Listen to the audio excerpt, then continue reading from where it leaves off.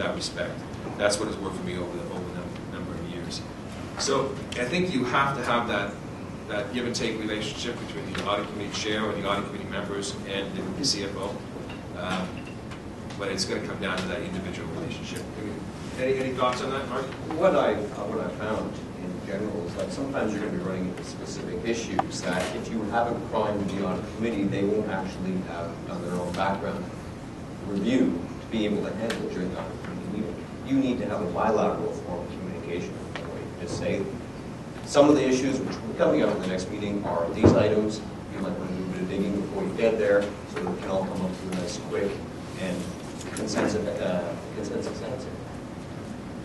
Any other thoughts?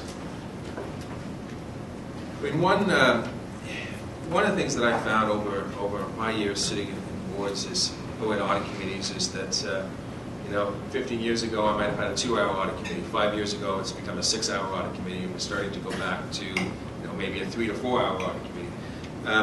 Do you find the demands from the audit committee and the CFO are very?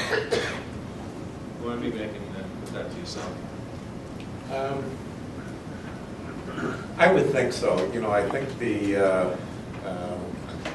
sort of goes back to some of the comments that have already been made, is that the relationship does become pretty important, and if it's an ongoing dialogue between the CFO, probably the audit committee chair, in terms of what the agenda is, then there shouldn't be any surprises by the time you get to the audit committee, and then the audit committee can be most effective. I think it's also wise for the CFO to actually reach out to the audit committee members for their insight when there's anything that's new, because quite often they'll have a broader perspective, they've got greater experience, and they certainly know where to go for the help and the resources on things that are new as well.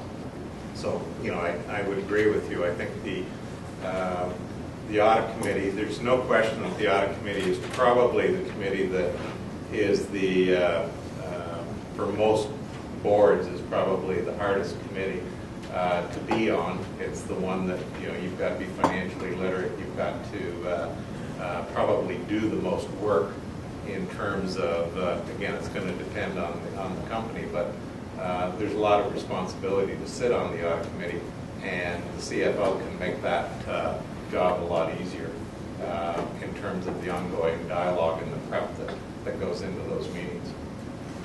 Todd, there's just no doubt that the workload for the audit committee has increased. In the post-Enron world, which was, I think, the watershed, the responsibilities and the requirements for the audit committee chair and the audit committee members have increased tremendously. In this study, it pointed out that a substantial chunk of the responsibilities rest with financial reporting, which is an area that I think still remains very important.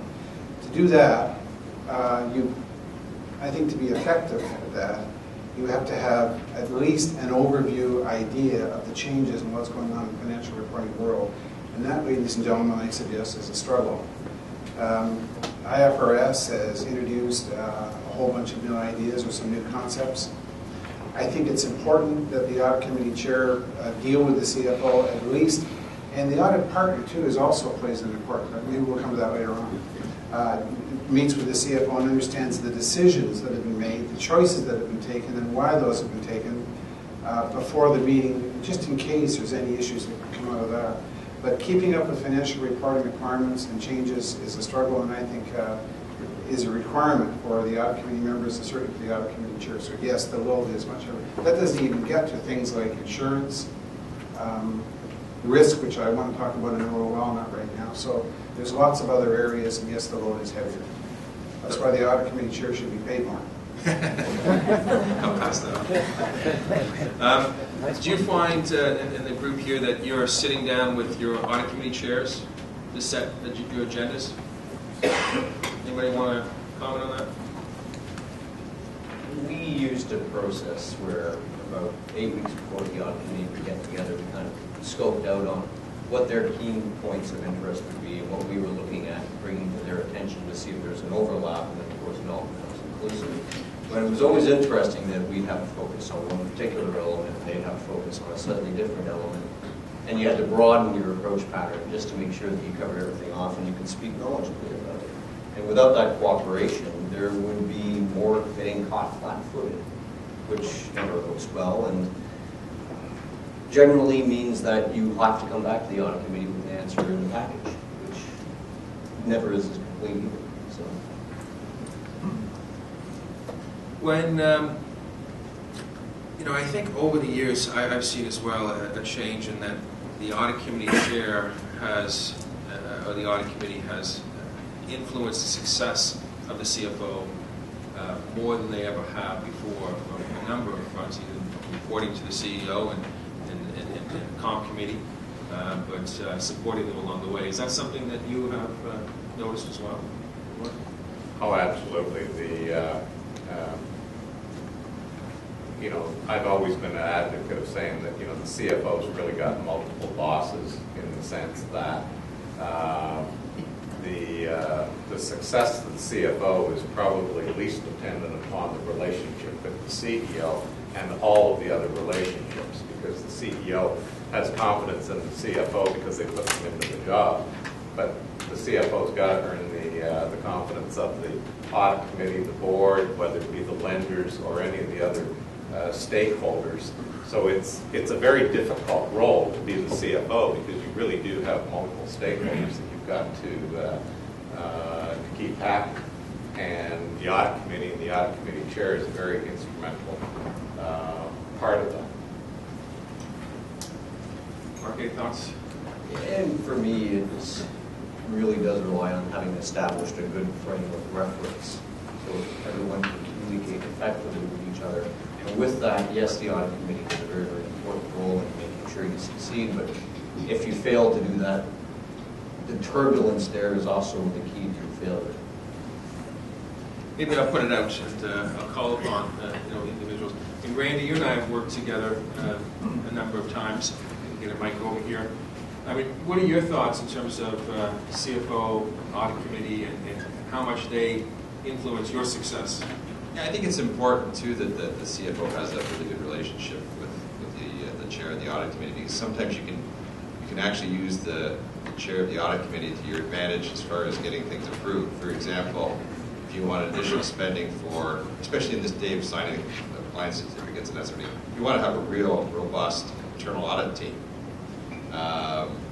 So if you want extra spending for internal audit, especially if you've got a multi-plant operation, sometimes the CEO is, well, why do you need to spend the money? Why can't you do it? Or why can't you get your staff to do it? CEO may not want to spend the money on it. You can get the chairman of the audit committee to push it. And I think it's harder for a CEO to say no to the chair of the audit committee than to the CFO. So I think you can really use it to your advantage.